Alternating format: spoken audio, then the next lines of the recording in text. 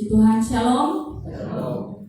Bersyukur kita kepada Tuhan karena hari ini Tuhan masih memberikan kita kesempatan untuk beribadah bersama. Yang puji Tuhan, pandemi yang sementara terjadi membuat beberapa tempat sudah tidak bisa beribadah seperti ini, ibadah online. Yang di Loop, saya dengar tadi katanya di Ampana juga sudah seperti itu, ibadah online. Tapi bersyukur mereka pun masih bisa tetap beribadah.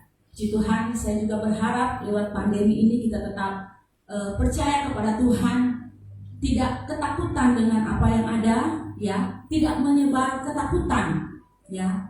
Saya terus terang tidak pernah men-share itu COVID dan sebagainya di WA di mana, ya, memang kita harus menjaga protokol kesehatan, ya. Harus berjaga, harus jaga imun, jaga iman.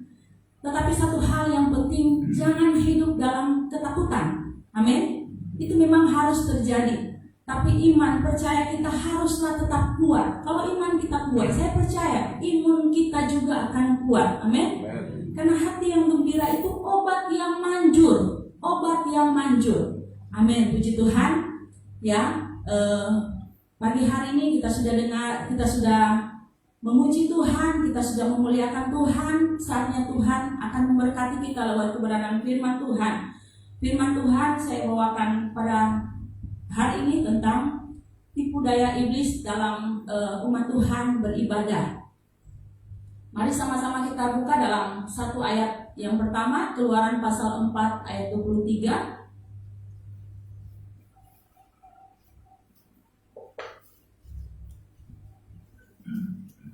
Kalau sudah dapat, katakan amin. Amin. Puji Tuhan. Sekarang kita bacakan bersama ayat ini, Keluaran pasal 4 ayat 23. Dalam hitungan ketiga, 2, 3. Sebab itu aku berfirman kepadamu, biarkanlah anakku itu pergi, supaya ia beribadah kepadaku. Tapi jika engkau menolak membiarkannya pergi, maka aku akan membunuh anakmu, anakmu yang sulung. Puji Tuhan, saudaraku yang dikasih dalam Tuhan, pembacaan kami di Pastori, karena tiap jam 5 subuh kami beston menyembah Tuhan, baca firman Tuhan. Pembacaan kami ini di kitab Keluaran, ya. Dan ketika saya membaca kitab Keluaran ini, ada hal yang luar biasa yang saya temukan di dalamnya, khususnya tentang ibadah kita di hadapan Tuhan. Saudara, kalau kita lihat hal ini, Tuhan katakan kepada Musa, pergi menghadap Firaun dan katakan kepada Firaun, biarkan umatku beribadah kepada Tuhan. Ya, biarkan atau lepaskanlah bangsa Israel untuk pergi beribadah Tuhan kepada Tuhan. Kalau Firaun tidak melepaskan, ada konsekuensinya, sudah dikatakan. Tuhan bilang, aku akan membunuh anakmu kalau engkau tidak membiarkan umatku beribadah kepada Tuhan. Saudara, saya melihat ini satu hal yang sangat Tuhan rindukan kepada umat Tuhan untuk beribadah kepada Tuhan. Dan memang dalam pasal yang kelima dikatakan di sini ayat yang pertama, ketika Musa menghadap Firaun, dia sampaikan pesan Tuhan ini. Ayat yang kelima, pasal 5 ayat yang pertama bagian B. Beginilah firman Tuhan Allah Israel, biarkanlah umatku pergi untuk mengadakan perayaan bagiku di padang gurun. Ya. Tetapi Firaun berkata, siapakah Tuhan itu yang harus kudengarkan firman-Nya untuk membiarkan orang Israel pergi? Tidak kenal aku Tuhan itu, dan tidak juga aku akan membiarkan orang Israel itu pergi. Itu disampaikan kepada Firaun. Kalau kita sama-sama kembali kepada peristiwa bangsa Israel, mereka berada di Mesir, ya, saya balik sedikit tentang kisah ini. Bagaimana ketika waktu itu di Israel, di tanah Kanaan ada kelaparan, sehingga Yakub dan anak-anaknya pindah ke Mesir, ya, karena di Mesir ada ketersediaan makanan yang berlimpah dan ada Yusuf di sana yang memelihara hidup mereka. Dan kemudian dalam Keluaran pasal yang pertama diceritakan tentang penderitaan orang Israel, ya, setelah Yusuf meninggal. Dan ketika berganti raja atau Firaun yang memerintah di Mesir yang tidak mengenal Yusuf, mulailah bangsa Israel itu ditindas, ya. Mereka dipekerjakan dengan paksa, mendirikan kota-kota perbekalan, memahitkan hidup mereka dengan pekerjaan berat, dan juga dikatakan mereka harus mengerjakan hal-hal yang berat, ya. Dan ketika juga dikatakan dalam kitab Keluaran, bangsa Israel berkembang dengan pesatnya. Anak laki-laki dari setiap bangsa Israel yang ada itu harus dibunuh, ya.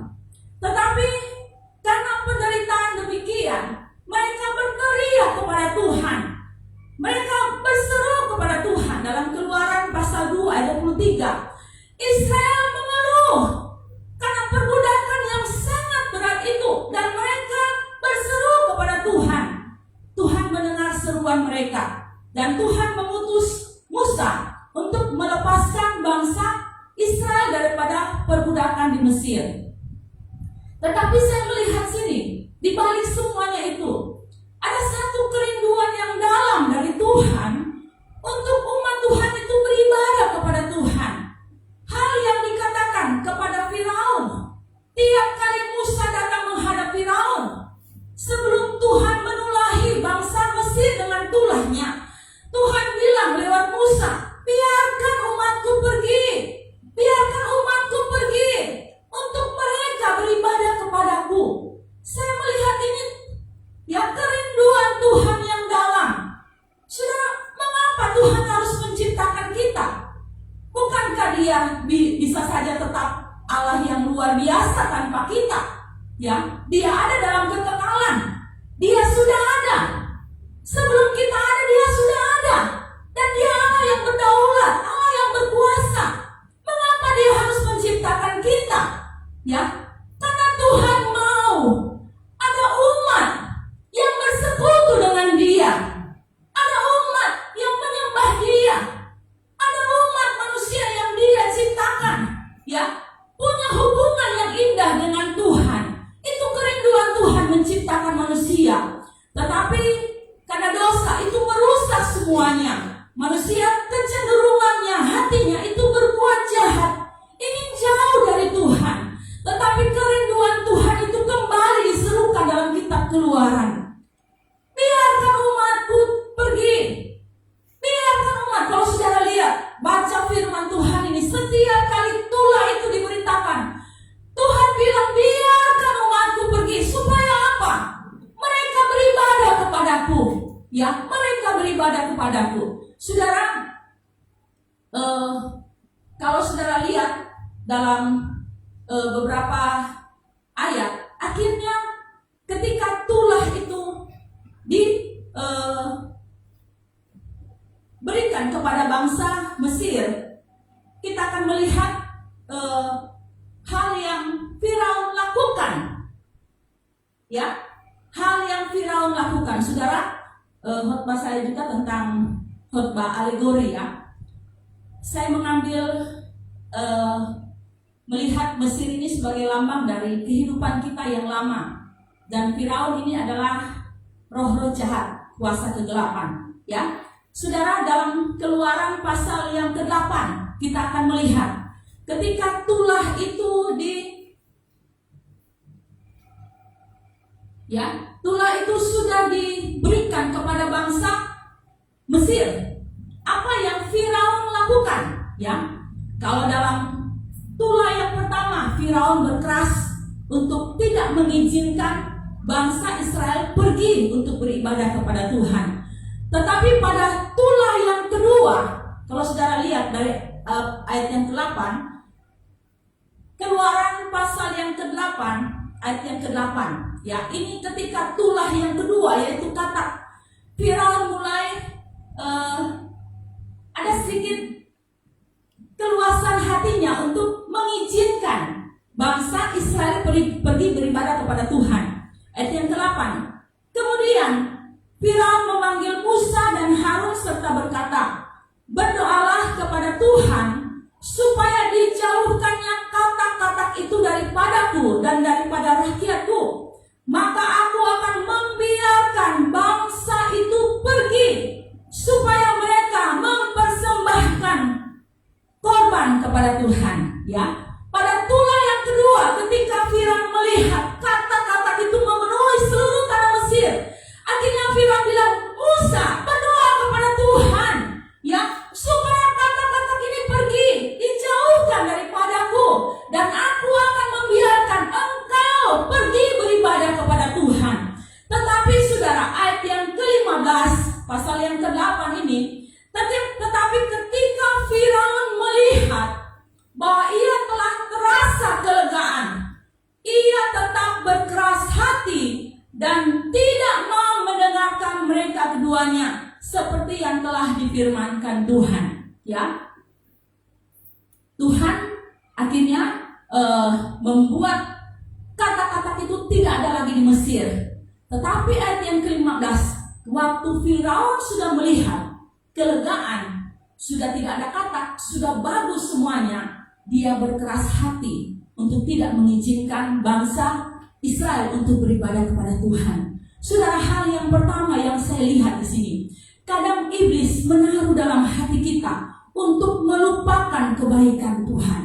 Ya, kadang iblis menaruh dalam hidup kita, kita yang sudah banyak ditolong oleh Tuhan, kita yang sudah merasakan kebaikan Tuhan, kadang iblis membuat kita lupa dengan semuanya itu. Sama dengan Firaun, dia sudah ditolong oleh Tuhan, tapi ketika ada kelegaan, dia menolak untuk membiarkan bangsa Israel untuk beribadah kepada Tuhan. Ini gambaran kepada manusia yang lupa dengan kebaikan Tuhan. Saudara, Mazmur pasal yang ke-106 ayat yang ke-13, mari kita akan sama lihat. Ya, bangsa Israel juga sering melupakan kebaikan Tuhan. Mazmur 106 ayat yang ke-13. Tetapi segera mereka melupakan perbuatan-perbuatannya dan tidak menantikan nasihatnya. Kalau sudah lihat dalam pasal 106 ini Mazmur, ya, diceritakan hal-hal yang luar biasa tentang perbuatan Tuhan ketika bangsa Israel dalam perjalanan. Tetapi ayat yang ke-13 dikatakan segera mereka lupa. Bangsa Israel gampang lupa perbuatan Tuhan, padahal banyak hal yang Tuhan sudah lakukan. Ya, mereka diselamatkan dari Mesir, dari perbudakan yang memahitkan hidup mereka. Mereka diselamatkan lewat kejaran bangsa Mesir di Laut Kulsum. Ketika mereka haus, Tuhan beri mereka minum. Ketika mereka ingin makan daging, Tuhan beri kirim burung puyuh. Ketika mereka menghadapi musuh yang besar, Tuhan luputkan mereka. Tetapi ayat yang ke-13 katakan mereka segera lupa. Ya, ada banyak perbuatan Tuhan yang kadang dilupakan oleh anak-anak Tuhan. Ada banyak hal yang Tuhan buat. Mungkin engkau pernah sakit dan Tuhan sembuhkan. Sudah saya mau ingatkan, jangan lupakan kebaikan Tuhan. Mungkin anakmu pernah mengalami hal yang luar biasa, kecelakaan, sakit, dan itu sudah diluputkan. Saya mau katakan, jangan lupa perbuatan Tuhan. Ya, seorang nabi yang bernama Hosea, ketika Tuhan tolong dia luar biasa, kerajaannya itu kokoh. Ya, dalam 2 Taurikh 6 ayat yang ke-5. Tetapi ketika dia sudah besar, dia lupa akan kebaikan Tuhan. Dia lupa akan kebaikan Tuhan. 10 orang kusta yang sudah menikmati kebaikan Tuhan, hanya satu yang bilang terima kasih, 9-nya lupa berterima kasih kembali kepada Tuhan. Dan Tuhan perhatikan mana yang ke-9 itu. Saudara, Mazmur 103, mari sama-sama kita akan lihat. Haleluya. Ayat yang kedua, Mazmur 103 ayat yang kedua. Pujilah Tuhan, hai jiwaku, dan janganlah lupakan segala kebaikannya. Amin. Haleluya. Ya, apa yang Tuhan buat, saudara? Dia yang mengampuni segala kesalahan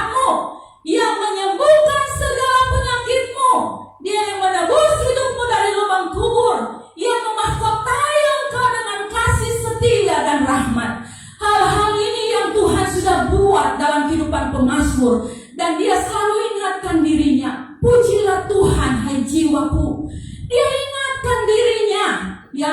Seringkali kita tidak bisa mengingatkan kembali diri kita, hei, engkau sudah ditolong oleh Tuhan. Hai jiwaku, engkau sudah ditolong oleh Tuhan. Jangan lupakan segala kebaikannya. Jangan lupakan segala kebaikannya. Amin. Haleluya. Saya mau kita sebagai anak Tuhan bagaimana? Jangan pernah lupa itu segala kebaikan Tuhan. Seringkali kita mengeluh kepada Tuhan karena yang kita hadapi itu kesulitan kecil. Kita tidak ingat di belakang kita ada banyak perbuatan dahsyat yang Tuhan sudah lakukan, dan membuat kita lupa untuk bersyukur dan beribadah kepada Tuhan. Mari seperti pemazmur ini, kita akan selalu mengingatkan diri kita, pujilah Tuhan hai jiwaku. Jiwaku, jangan lupakan itu perbuatan Tuhan. Engkau sudah diselamatkan, engkau sudah luput dari kecelakaan, engkau sudah disembuhkan dari sakit. Jangan pernah lupakan itu. Dan saya percaya ketika dalam pikiran kita ada banyak perbuatan Tuhan yang kita ingat, ada banyak hal perkara yang Tuhan sudah buat dalam hidup kita, hati kita itu akan diliputi dengan syukur yang luar biasa kepada Tuhan. Amin. Puji Tuhan. Yang kedua, saudara, apa yang Firaun lakukan ketika dia sudah mendapat kelegaan dalam Keluaran pasal yang ke-8 tadi, ayat yang ke-8, ya. Keluaran pasal 8 ayat yang ke-8 masih maaf ya, ayat yang ke-25. Keluaran 8 ayat yang ke-25. Ketika tulah yang keempat diberikan kepada bangsa Mesir, yaitu lalat pikat, ayat yang ke-25, lalu Firaun memanggil Musa dan Harun serta berkata, pergilah, persembahkanlah korban kepada Allahmu di negeri ini. Ketika Firaun telah melihat menderitanya rakyat karena lalat pikat, rakyat Mesir, dia panggil Musa dan Harun, ya. Dia katakan berdoa, dan engkau pergilah beribadah kepada Tuhan. Pergi, tapi di Mesir, ya. Engkau bisa beribadah, tapi hidupmu harus tetap di Mesir.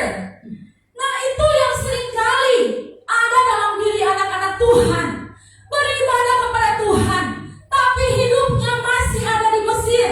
Mesir, saudara, saya bisa gambarkan sebagai lambang hidup lama, lambang manusia yang belum ditebus, dan hidup lama yang ada di Mesir. Ada perbudakan di Mesir, ada penderitaan di Mesir, ya. Hidup lama.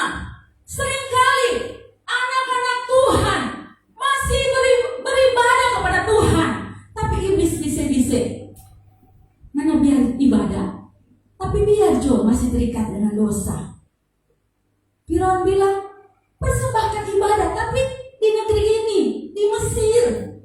Sama seperti iblis katakan kepada anak-anak Tuhan yang masih tinggal di Mesir, tidak apa ngana beribadah, tidak apa ngana masih terikat dengan dosa, tidak apa ngana masih terikat dengan hal-hal duniawi, masih di Mesir.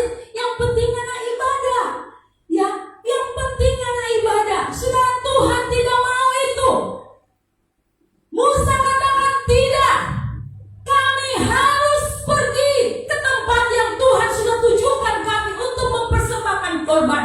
Tidak mungkin kami beribadah di Mesir. Dan saya mau katakan anak-anak Tuhan yang beribadah, engkau tidak bisa beribadah sambil hidupmu tetap di Mesir. Ada keterikatan dosa, mungkin kebencian, kemarahan, ya,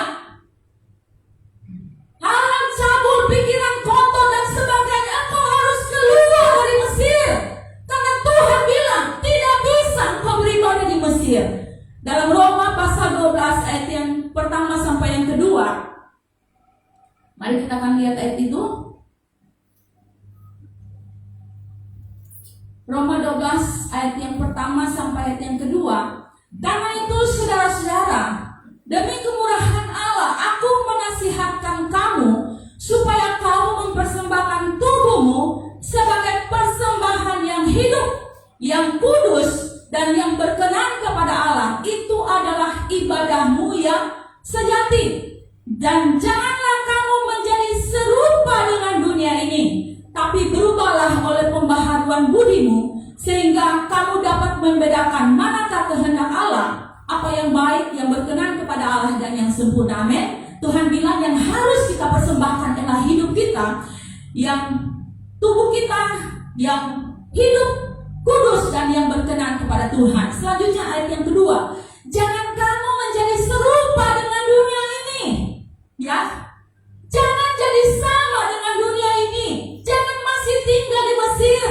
Kalau engkau seorang pemabuk, engkau sama dengan dunia.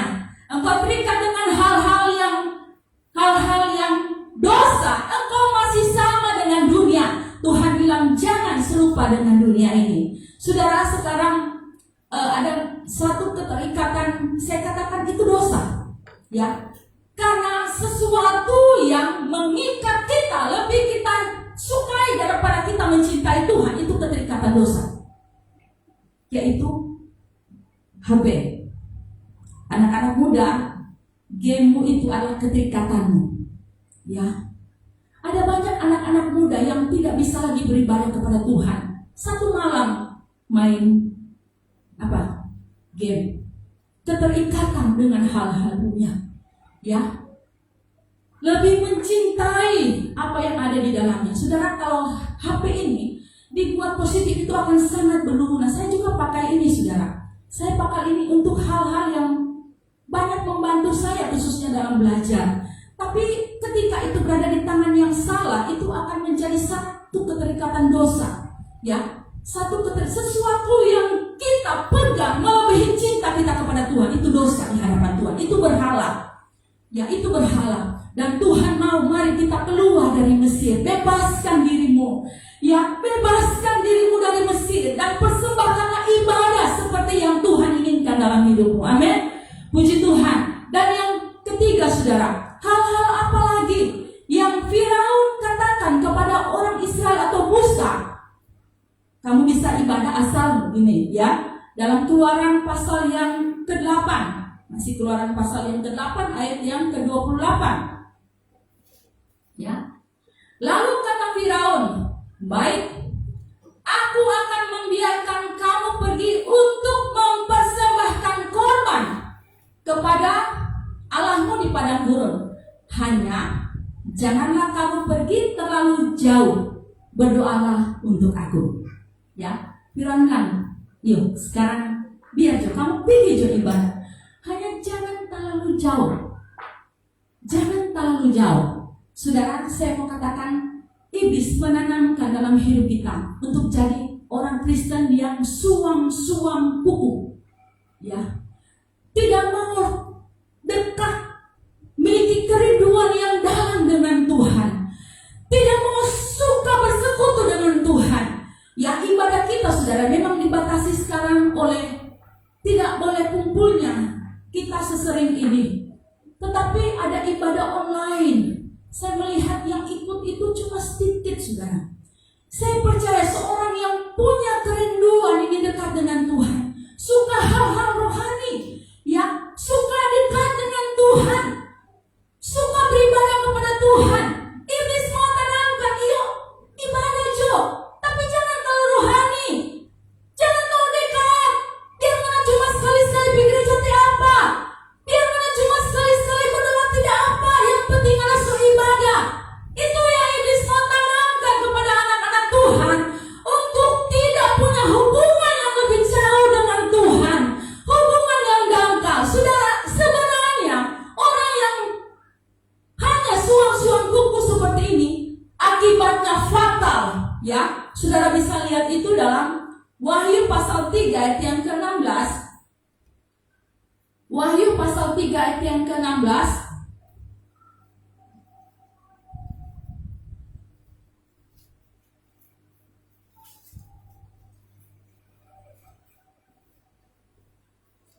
Ya, saya bacakan. Jadi karena engkau suam-suam kuku dan tidak dingin atau panas, aku akan memuntahkan engkau dari mulutku. Saudara, mungkin kita berpikir tidak apa-apa. Biasa tidak ibadah, biasa tidak bersekutu di rumah, tidak apa-apa.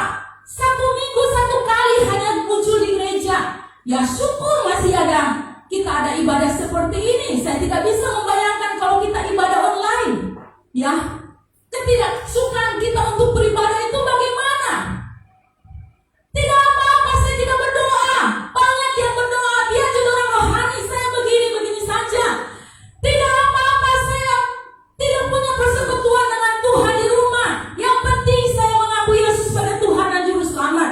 Saudara, iblis tanamkan itu supaya kita menjadi anak Tuhan yang suam-suam kuku. Tuhan bilang engkau tidak dingin, tidak juga panas.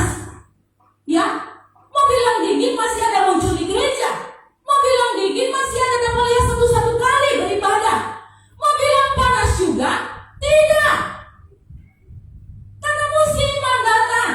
Kalau suka ibadah datang. Terlihat ibadah pun tidak sungguh-sungguh memuji Tuhan. Padahal saudara tidak tahu akibatnya itu fatal. Tuhan bilang orang yang demikian, aku akan muntahkan dia. Aku akan muntahkan dia. Saudara, mari di akhir zaman ini, jangan jadi anak Tuhan yang suam-suam kuku. Jangan jadi anak Tuhan yang biasa-biasa saja. Kesudahan zaman sudah dekat. Firman Tuhan digenapi satu demi satu. Ya, yang saudara lakukan sekarang, hidupmu harus dekat dengan Tuhan. Mau anak-anakmu dekat dengan Tuhan.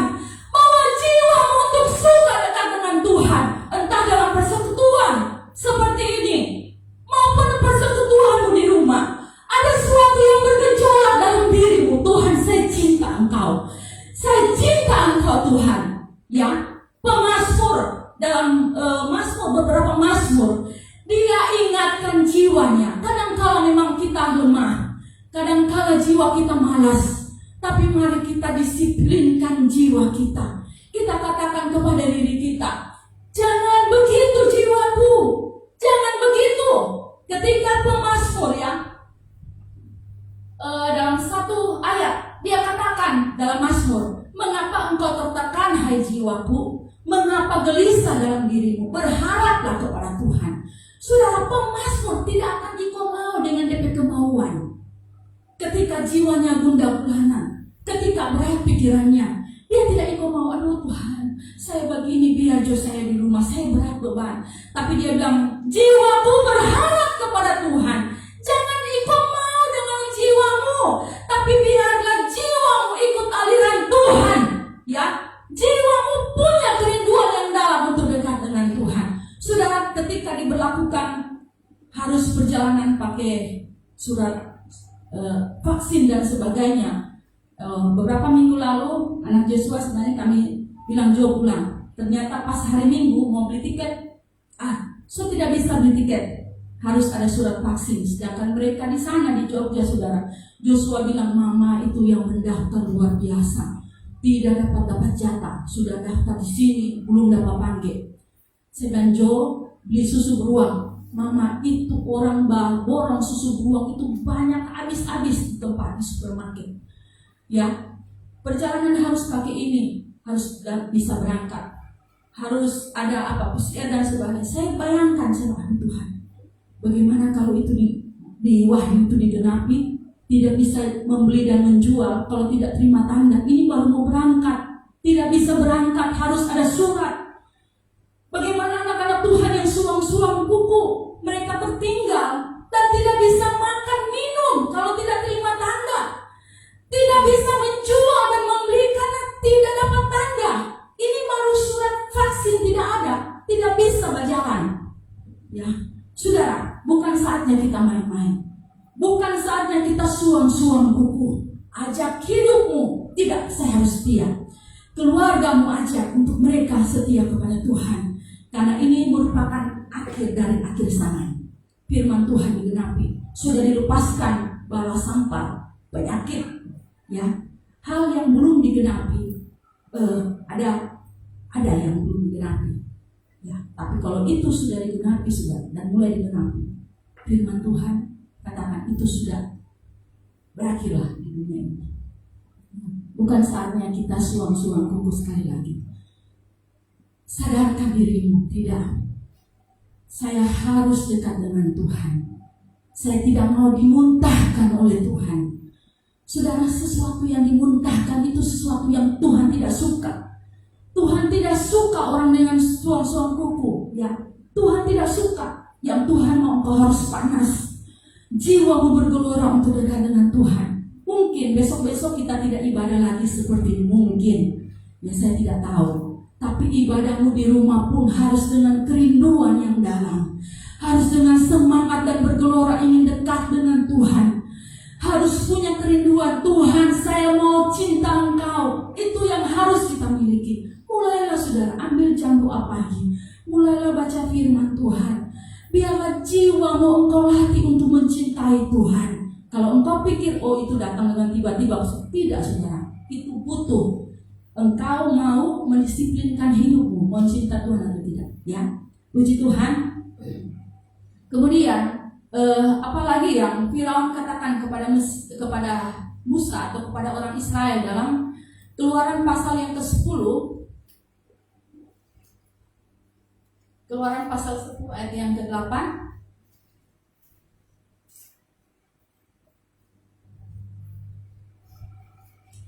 Ya, ini ketika tulah yang ke-8 belalang, ayat yang ke-10. Tetapi Firaun berkata kepada mereka, Tuhan boleh menyertai kamu jika aku membiarkan kamu pergi dengan anak-anakmu. Lihat, jahatlah maksudmu. Bukan demikian. Kamu boleh pergi, tetapi hanya laki-laki yang beribadah kepada Tuhan. Sebab itulah yang kamu kehendaki. Lalu mereka diusir dari depan Firaun. Saudara, hal yang keempat, Firaun bilang, ya, pergi ibadah, tapi hanya laki-laki. Wanita dan anak-anak tidak boleh pergi, harus tetap tinggal di Mesir. Saya mau katakan saudara, ya, kadang iblis hanya membiarkan kita yang setia.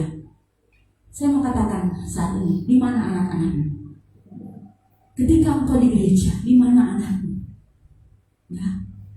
Ketika engkau di gereja, di mana orang tuamu? Ketika engkau di gereja, ketika engkau sedang bersekutu, di mana saudara-saudaramu yang lain? Kadang iblis hanya menaruh dalam pikiran kita, biar saya yang setia, yang penting saya, terserah DP. Tidak saudara, ya, itu rencana iblis, rencana dari Firaun. Nana jo yang pergi, laki-laki jo yang pergi, karena anak-anak dan perempuan tinggal di Mesir. Saya mau katakan saudara, ya, ketika engkau setia, lihatlah anak-anakmu juga harus setia kepada Tuhan. Jangan biarkan anggota keluargamu yang lain tetap tinggal di Mesir. Jangan biarkan mereka dalam tanah perbudakan. Jangan biarkan hidup mereka terus dipahitkan dengan dosa dan sebagainya. Tapi ajaklah mereka keluar dari Mesir untuk sama-sama beribadah kepada Tuhan. Amin. Ajaklah mereka untuk beribadah kepada Tuhan. Saudara, dalam satu peristiwa dalam kisah Lazarus, mari kita akan lihat Lukas pasal yang ke-16. Lukas pasal yang ke-16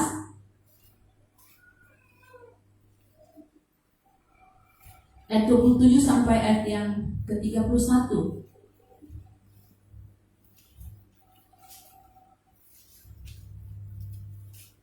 Ya, beberapa ayat saja.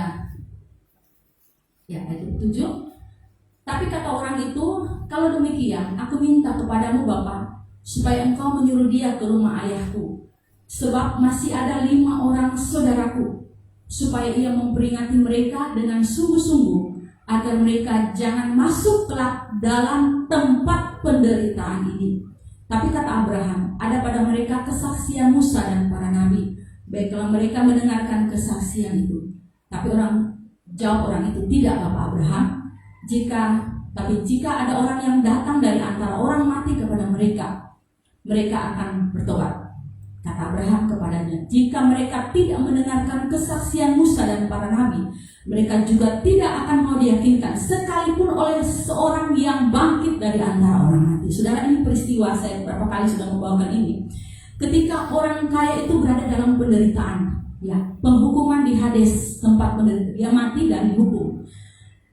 Dia bilang kepada Abraham, karena dia lihat betapa senangnya orang Lazarus itu, orang miskin itu ada di pangkuan Abraham. Dia bilang, Abraham, dia dalam Hades atau dalam tempat penderitaan, ya. Orang yang mati itu belum langsung ke neraka yang sesungguhnya, tapi orang yang mati yang hidup di luar Tuhan itu ditampung dalam satu tempat yang namanya Hades. Itu pun tempat penderitaan.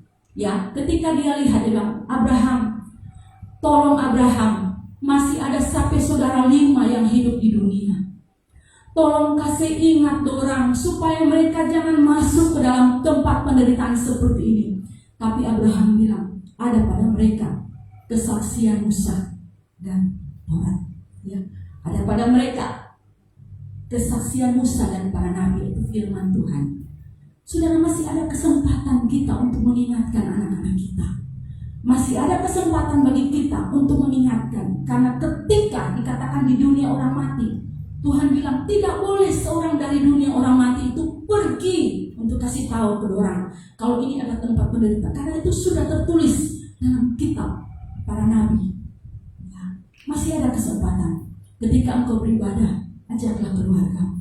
Jangan biarkan mereka tetap di Mesir dalam tempat penderitaan.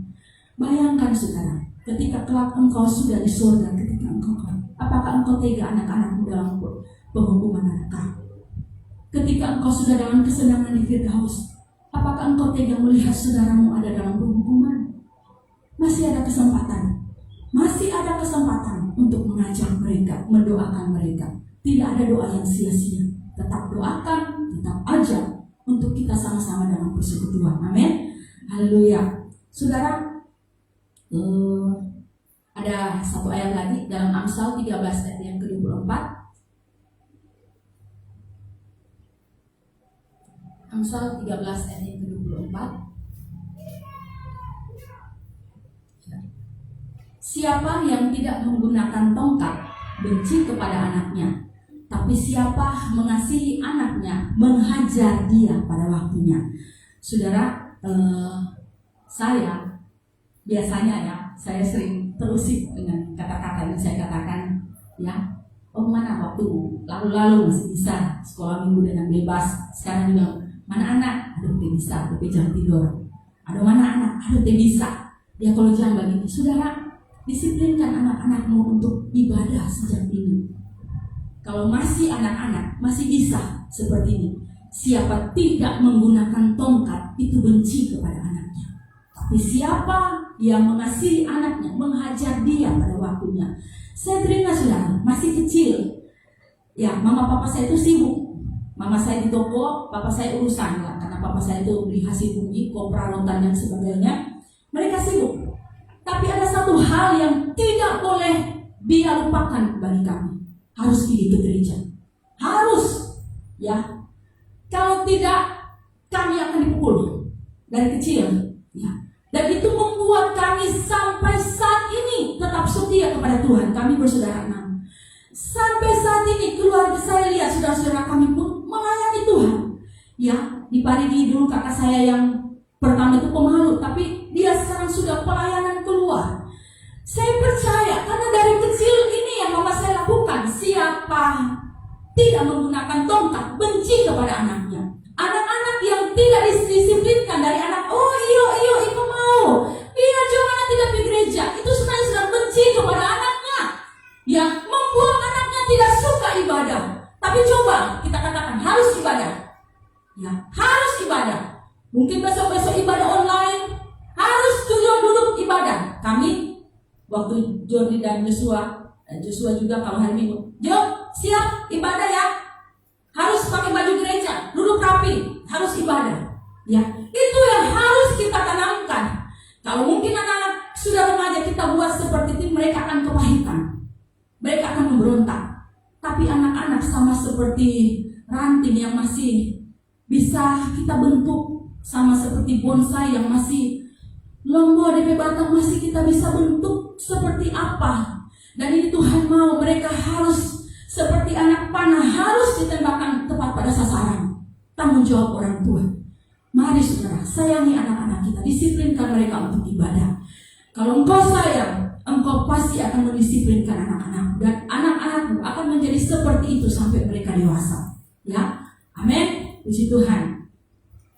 Yang berikutnya saudara, apa yang Firaun katakan dalam ayat yang ke-24?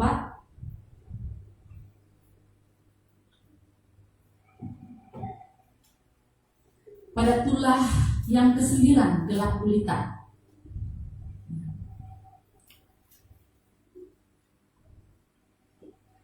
Ya, berarti dalam Keluaran pasal yang ke-10.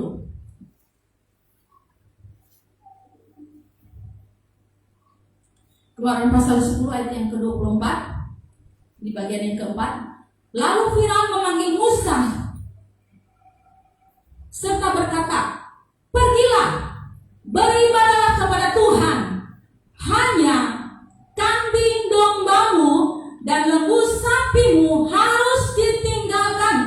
Juga anak-anakmu boleh turut beserta kamu. Saudara, ketika tulah yang ke-9 gelap gulita, akhirnya Firaun kembali melunak. Ya, melunak. Dia bilang, iyo boleh kamu pergi ibadah. Dalam tulah yang sebelumnya, dia larang itu anak-anak pergi ibadah. Tapi dalam tulah yang ke-9, pergi jo ibadah, bawa jo semua anak punya istri, anak-anak, pergi semua ibadah. Tetapi Firaun bilang, ya, lembu sapi, kambing domba harus ditinggalkan. Ya, saya mau katakan, Firaun bilang, pergi jo ibadah, tapi jangan suka berkorban. Ya, Musa katakan ayat 25, bahkan korban sembelihan dan korban bakaran harus engkau berikan kepada kami supaya kami menyediakan untuk Tuhan. Saudara, ibadah orang Israel adalah ibadah yang harus mempersembahkan korban bakaran. Ya, ibadah yang harus mempersembahkan korban bakaran. Keluaran 23 ayat 15 bagian B, mari kita akan lihat. Keluaran 23 ayat yang ke-15 bagian B. Tetapi janganlah orang menghadap hadiratku dengan tangan hampa. Ya, ibadah orang Israel adalah ibadah yang harus ada korban dipersembahkan. Tidak harus menuntut dia harus mempersembahkan domba. Ya, kalau orang berada itu mempersembahkan ternak. Tapi kalau orang yang sederhana bisa mempersembahkan burung terkubur atau merpati. Bahkan orang yang lebih dari sederhana lagi itu hanya diwajibkan bawa tepung. Dan tepung itulah yang ditaruh di atas korban darah. Jadi Tuhan tidak melihat persembahan kita itu harus domba. Ya, harus kambing domba, harus yang besar, harus yang punya uang banyak baru bisa berkorban. Tapi yang sederhana pun harus kita persembahkan kepada Tuhan. Amin. Ibadah kita adalah ibadah yang mempersembahkan korban. Selain memuji Tuhan, ada korban yang harus kita berikan kepada Tuhan. Kadang iblis menaruh dalam pikiran kita menjadi anak-anak yang Tuhan yang pelit untuk berkorban. Pelit. Ya, pada Mazmur katakan saudara. Mazmur katakan, jika hartamu bertambah, janganlah engkau melekat kepadanya. Ya, saya lupa di mana ayatnya itu. Saudara, di depan kita ini ada beberapa kotak. Ya. Bahkan kita sementara membangun. Ya, tidak pandang engkau bisa kasih lembu atau domba atau burung atau tepung sekalipun. Tapi ibadahmu itu harus ada korban. Amin. Harus berkorban. Ya, harus berkorban. Ini yang iblis tanam dalam diri kita. Tidak usah pergi jo ibadah, tidak bisa bawa korban. Padahal saudara, hukumnya itu luar biasa ketika kita berkorban. Ya, hukumnya itu luar biasa. Kalau saudara lihat dalam Amsal pasal 11 ayat yang ke-24, Amsal pasal yang ke-11 ayat yang ke-24, ya. Ada yang menyebar harta tetapi bertambah kaya. Ada yang menghemat secara luar biasa namun selalu berkekurangan. Siapa banyak memberi berkat, diberi kelimpahan. Siapa yang memberi minum, ya, mintaan minum, akan ia sendiri akan diberi minum. Nah, Tuhan juga sementara membangun. Mari saudara, kita lihat dalam Hagai pasal pertama ayat yang ke-6. Ya. Hagai pasal yang pertama ayat yang ke-6. Ya.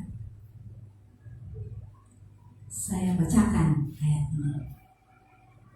Oleh sebab itu, perhatikan firman Tuhan semesta alam. Beginilah firman Tuhan semesta alam. Perhatikanlah keadaanmu.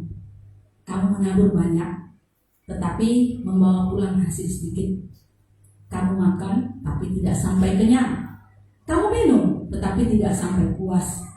Kamu berpakaian, tapi badanmu tidak sampai panas. Dan orang yang bekerja untuk upah, ia bekerja untuk upah yang ditaruh dalam pundi-pundi yang berubah.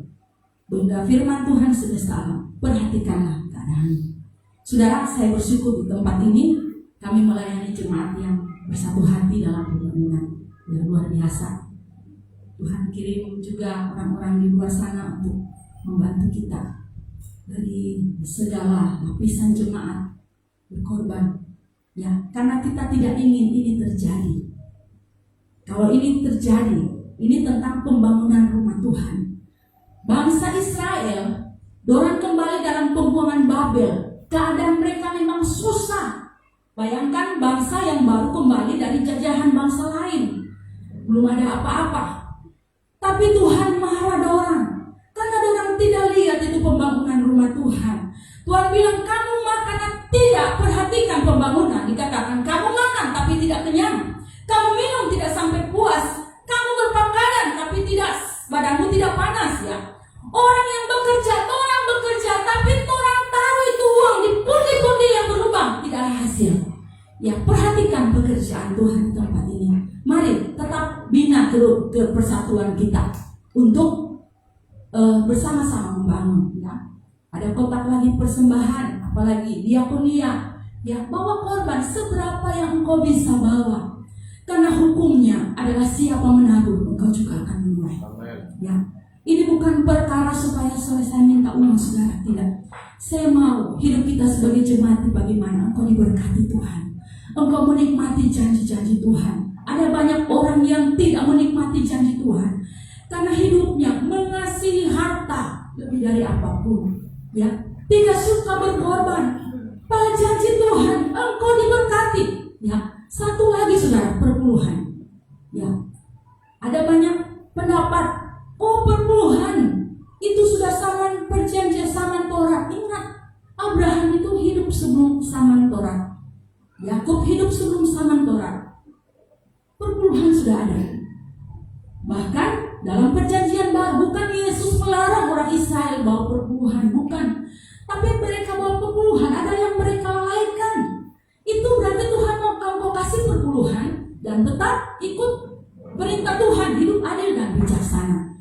Saudara, saya ingin jemaat sini diberkati Tuhan. Diberkati Tuhan. Kita akan buka tingkap-tingkap langit. Tuhan curahkan berkat. Mari saudara kita lihat itu dalam di Maleakhi. Nah, Maleakhi, satu ayat yang tidak asing bagi kita.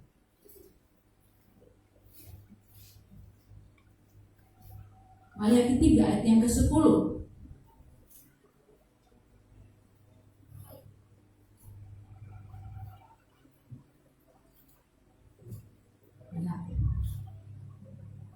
Bawalah seluruh persembahan persepuluhan itu ke dalam rumah perbendaharaan, supaya ada persiapan aku dan ujilah aku, firman Tuhan semesta alam. Apakah aku tidak akan membukakan bagimu tingkap-tingkap langit dan mencurahkan berkat kepadamu sampai berkelimpahan? Aku akan menghadik bagimu belalang pelahap, supaya jangan dihabisinya hasil tanahmu, dan supaya jangan pohon anggur di padang tidak berbuah bagimu. Firman Tuhan semesta alam, ya.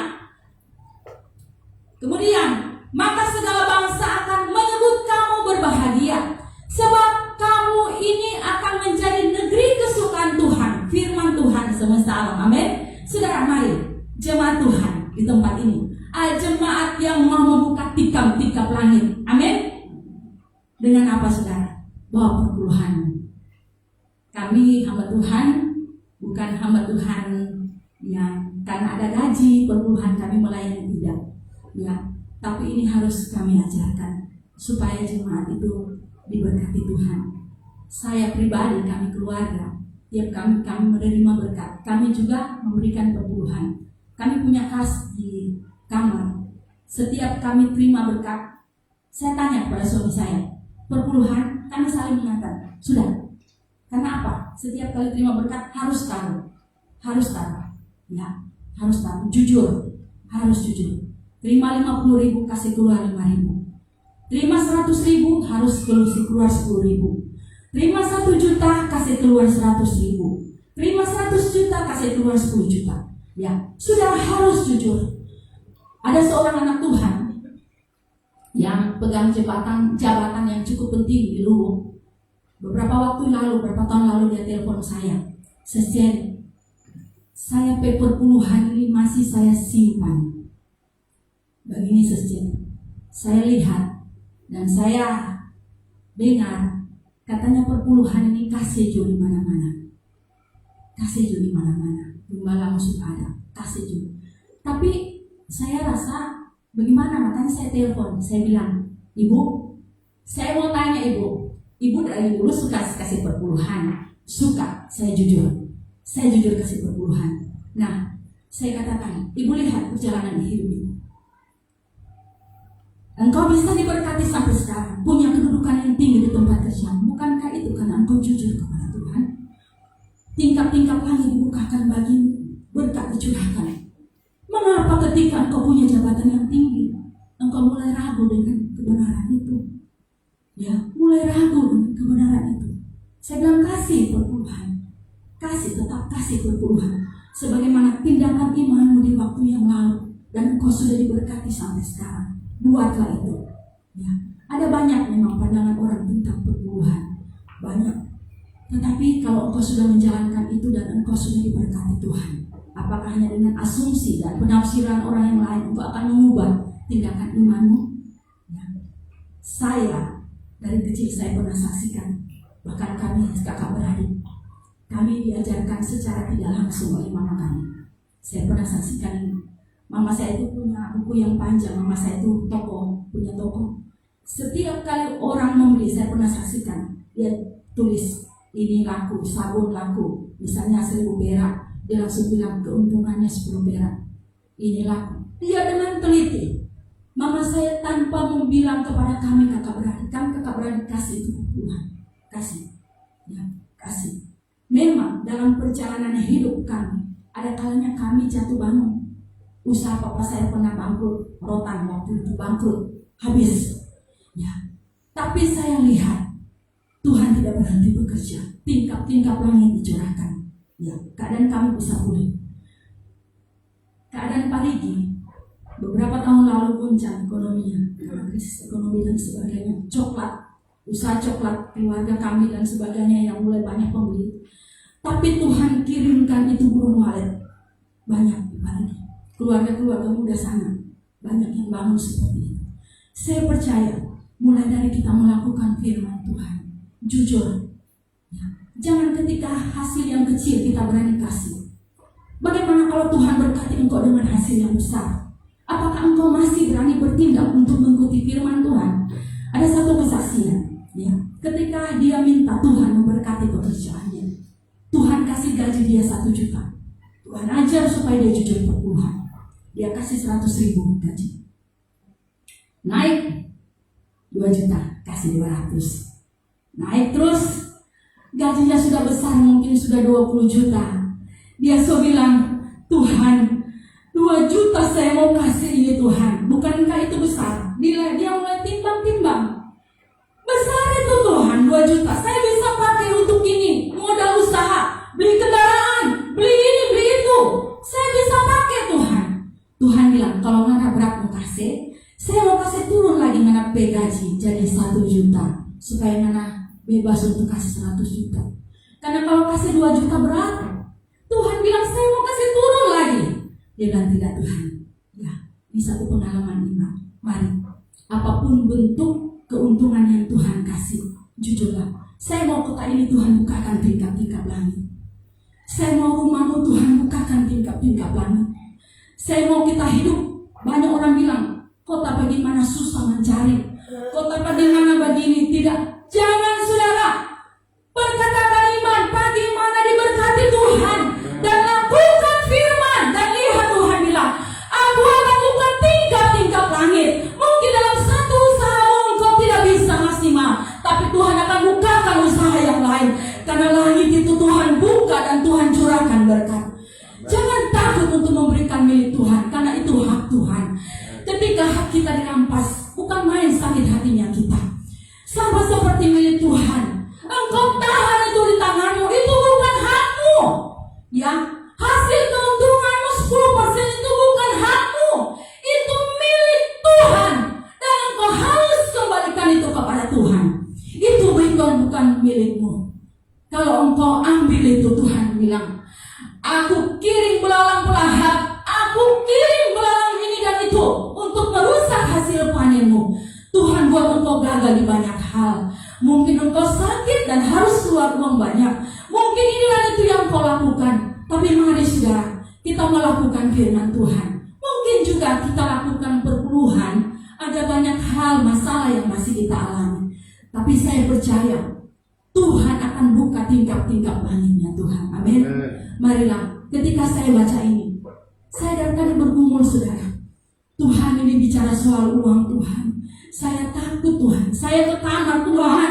Apa yang Tuhan taruh di mulutku, taruh Tuhan. Jangan itu dari saya karena ini soal uang.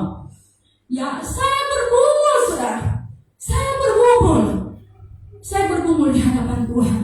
Saya bilang, karena bagi kami memberitakan ini seperti memberitakan sesuatu yang, tapi ini firman Tuhan. Saya bilang, Tuhan, apa yang Tuhan tahu itu yang saya mau katakan. Karena ini berbicara soal perpuluhan. Ya, tapi kerinduan saya tahu itu kerinduan Tuhan. Tuhan mau berkati jemaat di sini. Ya, Tuhan mau bukakan tingkap-tingkap langit bagi kota ini. Tuhan mau mendatangkan berkat bagi kota ini. Tuhan mau memberkati usahamu. Ya, jangan menahan milik Tuhan. Jangan menahan haknya Tuhan. Jangan menahan apa yang wajib engkau bawa di rumah Tuhan, yaitu 10% dari keuntunganmu. Kalau engkau bisa memberikan perpuluhan, ketika engkau untung 500 bawa 50.000.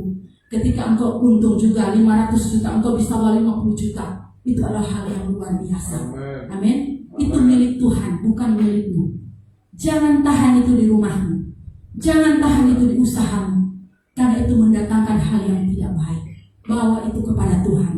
Dan Tuhan akan bukakan tingkap-tingkap langit. Amin. Puji Tuhan, mari beri kemuliaan bagi Tuhan. Haleluya. Puji Tuhan, teman-teman, selain musik, mari sama-sama kita akan memuliakan Tuhan. Haleluya. Haleluya. Mari saudara, iblis mempengaruhi kita dengan hal-hal yang untuk kita mempersembahkan ibadah yang tidak sempurna, tidak tahu bersyukur untuk kebaikan Tuhan. Kita hanya beribadah, hanya kita tidak mau lebih dalam punya hubungan dengan Tuhan. Bahkan juga iblis taruh dalam pikiran kita untuk tidak mau berkorban, untuk tidak mau mengembalikan milik Tuhan. Tapi mari, ketika kita dengar firman Tuhan, saya mau katakan, Tuhan, kami mau melakukan firman Tuhan. Kurenungkan firman siang. Mari semua kita bangkit berdiri. Haleluya. Terima kasih Tuhan. Terima kasih Tuhan. Terima kasih Tuhan.